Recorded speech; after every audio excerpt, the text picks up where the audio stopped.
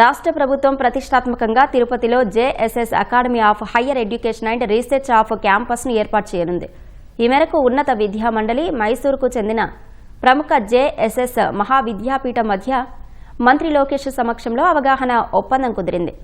దాదాపు 70 ఏళ్ల చరిత్ర కలిగి ప్రపంచవ్యాప్తంగా 300కు పైగా బ్రాంచ్లు నిర్వహిస్తున్న జేఎస్ఎస్ తిరుపతి క్యాంపస్లో advanced engineering, life sciences, health care, management, law వంటి 5 సమగ్ర విద్యాలయాలను అందుబాటులోకి తేనుంది. ఈ క్యాంపస్ ద్వారా విద్యార్థులకు మొత్తం 74 రకాల వినూత్న కోర్సులు అందుబాటులో ఉంటాయని అధికారులు వెల్లడించారు. ఈ క్యాంపస్ పూర్తి స్థాయిలో అందుబాటులోకి వస్తే 10,000 మందికి పైగా విద్యార్థులు ఇక్కడే ఉన్నత విద్యను అభ్యసించే అవకాశం లభిస్తుంది.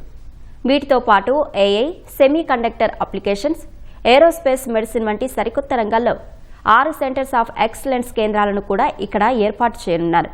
ఈ భారీ ప్రాజెక్టు ద్వారా ప్రత్యక్షంగా, పరోక్షంగా దాదాపు 20,000 మందికి పైగా నిరుద్యోగులకు ఉద్యోగ, ఉపాధి అవకాశాలు లభించనున్నాయి. స్వర్ణాంధ్ర విజన్లో భాగంగా ఈ ప్రాజెక్టు వేగవంతమైన అమలు కోసం 60 రోజుల్లోగా జాయింట్ స్టీరింగ్ కమిటీని ఏర్పాటు చేసి సింగిల్ విండో విధానంలో అనుమతులు ఇవ్వనున్నారు.